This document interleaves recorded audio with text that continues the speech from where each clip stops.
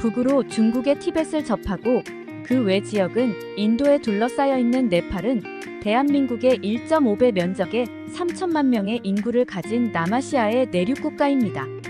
네팔이라는 국명은 신의 보호를 받는 땅이라는 의미의 산스크리트어에서 유래되었으며 네팔이 통일되기 전 카트만두 계곡을 네팔이라 불렀습니다. 100여 개가 넘는 민족이 각기 다른 모국어를 사용하는 다문화, 다민족 국가인 네팔은 네팔어 44%, 마이틸리어 12%, 보즈푸리어 6% 등 다양한 언어를 사용합니다. 힌두교, 불교 외에 여러 토착 종교가 존재하는 네팔에서는 통계적으로는 인구의 절대 다수인 80% 이상이 힌두교도이지만 실제로는 힌두교와 불교가 장벽 없이 혼재되어 있다고 보는 것이 더 정확합니다. 세계에서 가장 도시화되지 않은 10개 국가 중 하나인 동시에 가장 빠르게 도시화하는 10개 국가 중 하나인 네팔은 인구의 약 18.3%가 도시에 거주하고 있습니다. 140만 명의 인구가 거주하는 수도 카트만두는 네팔의 가장 큰 도시이자 경제, 문화적 중심지이며 포카라, 바라트푸르 등이 주요 도시에 속합니다. 네팔의 제2도시이자 네팔에서 관광객이 가장 많이 방문하는 포카라는 폐와 호수와 안나푸르나의 설산 등 천혜의 자연을 간직한 곳으로 전 세계의 많은 트레커와 관광객들이 끊임없이 방문하는 명소입니다. 기원전 600년경 네팔 남부 지역에 작은 왕국과 시족 연합이 생겨났으며 그중 한 왕국에서 태어난 왕자가 본인의 신분을 포기하고 고행 생활 끝에 불교를 창시한 고타마 시타르타입니다. 그 후 네팔은 티베트를 통해 불교를 동아시아로 전파하는데 중요한 역할을 했으며 기원전 250년경 인도 마우리아 제국의 아쇼카 황제는 부처님의 탄생지 룸비니를 순례하고 부처의 생가에 아쇼카 석조를 세웠습니다.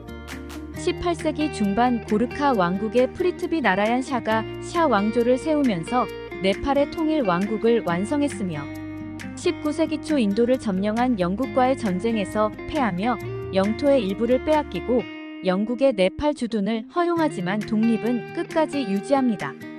지리적으로 두 대국인 인도와 중국 사이에 끼어있는 네팔은 양국 외교에서 항상 균형 잡힌 관계를 추구하려 노력하나 지리적으로나 종교적으로 인도와 더욱 긴밀한 관계를 유지하고 있습니다.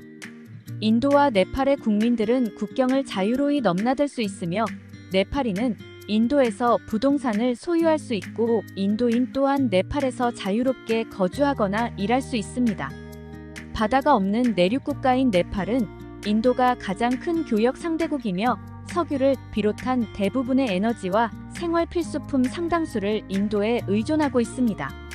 하지만 두 국가의 친밀한 관계에도 대국, 인도와 소국, 네팔 사이에 내재된 문제를 비롯한 민족, 언어, 문화적 정체성으로 드러나지 않은 많은 문제를 갖고 있는 것 또한 양국의 미묘한 관계입니다. 1955년 중국과 외교 관계를 수립했으며 인프라 개발을 비롯한 다양한 지원을 하고 있는 중국에 대해 네팔은 자국 내의 티베트 난민 활동을 억제하고 있으며 1대1로 이니셔티브에도 합류해 중국에 최대한 협조하고 있습니다. 7개 주 연방 공화국의 형태를 지닌 네팔은 각 지방이 8개에서 14개의 지역으로 세분화되며 지구는 도시 및 농촌 자치제로 알려진 지역 단위로 구성됩니다.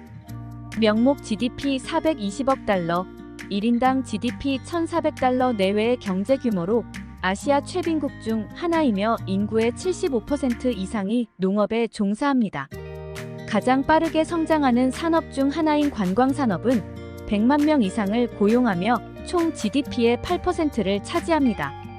이렇다 할 산업이 없어 실업률이 매우 높은 편이며 수백만 명의 노동자가 인도와 동아시아의 저임금 일자리로 취업을 나가지만 사기 피해를 당하거나 취업국가에서 방출되기도 합니다.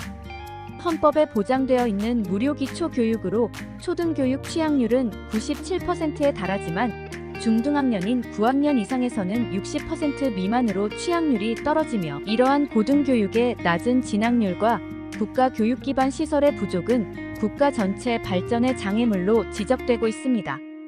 2015년 발생한 대지진은 빈곤한 국가 경제를 더욱 추락시켰으며 현재까지도 대지진으로부터 완전한 회복을 하지 못한 채 2020년 코로나 사태로 관광객까지 줄어 심각한 경제난에 시달리기도 했습니다. 1990년대 54세의 기대 수명이 2017년 기준 71세까지 올랐지만 여전히 기대 수명이 매우 낮은 국가로 분류됩니다.